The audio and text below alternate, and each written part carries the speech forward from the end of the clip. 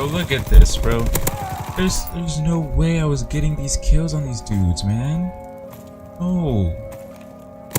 I didn't even know he was there. Yeah. Yo, what's going on, guys? It's Revive, and today we're going to be talking about the gun you just saw on there, which is the Type 100. Probably one of the most underestimated guns in the game as well, with the M1941. I hope I said it right.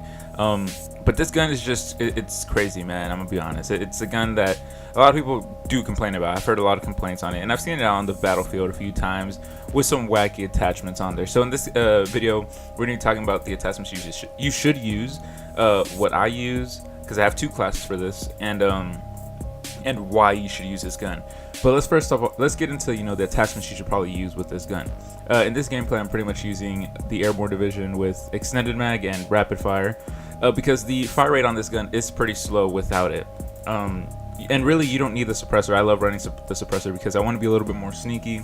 So that's just my personal preference. But I have used it without the suppressor, and it is an absolute monster as well.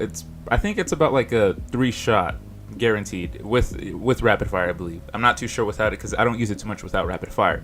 So if you're gonna run this class setup, the one I'm using, I also have forage, because if you're like me, I tend to spray a lot without aiming, or my aim could be off. So I need those extra bullets I can get. So I do run forage because I think it's pretty helpful to run that basic training as well.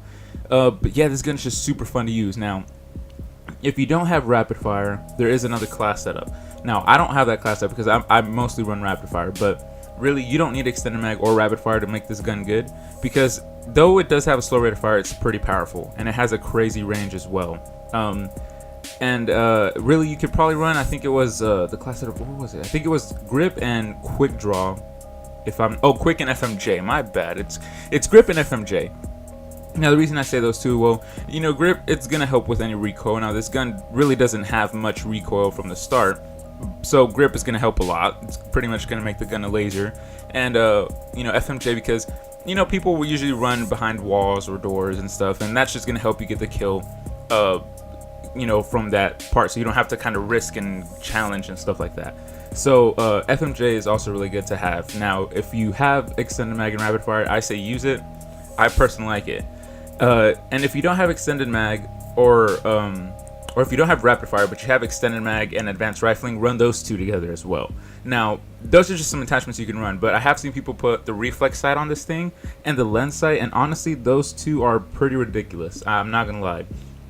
I think I've used those setups. The reflex is crazy. It's dumb. There's a lot of recoil, so I'm just like, the gun has no recoil without the iron sights. Why would you even put the reflex? So I feel like reflex and the little circle thing, the lens sight, are pretty useless with this gun, to be honest, guys. I don't think you need it, because the iron sight's good enough. Trust me. And even with all the variants, the iron sights stay the same. So it feels like you have the regular Type 100 with you, and it's pretty cool. And really, this gun, it's very versatile. I've ran this with almost every division there is, and I gotta say, it performs with the Mountain Division and the Airborne very well, but it's also good if you're gonna run infantry or armored, even expeditionary. This gun is just very versatile.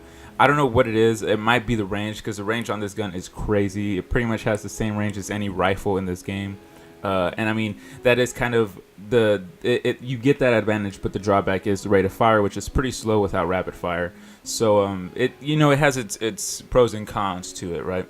The only thing I would probably say I hate about this gun is you got to be pretty accurate. This does have a bit of a skill curve to use. You have to be kind of on point with your shots. If you hit fire a lot, you might miss a lot, because this thing can get hit markers like crazy. I've gotten some crazy hit marker feeds with this thing, really, to be honest, and it's mostly because sometimes my shot is off. So really, I think you really have to be pretty accurate with this gun. So I guess that's kind of a downside to this gun. But other than that, if you can get your shots on, if you can shoot first, then you're gonna get the kill no matter what. I can guarantee you that, because this gun is it is crazy.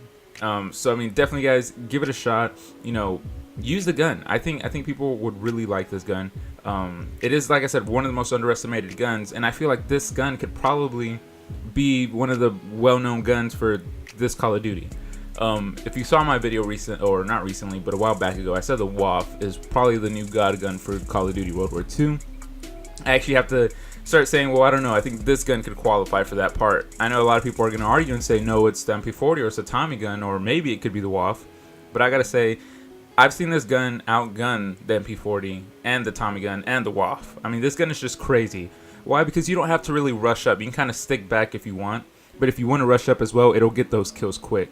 So this gun is just an absolute machine. I can tell you that, guys. So definitely give it a shot. Let me know down in the comments if you used this gun before and you got a specific class setup that works for you.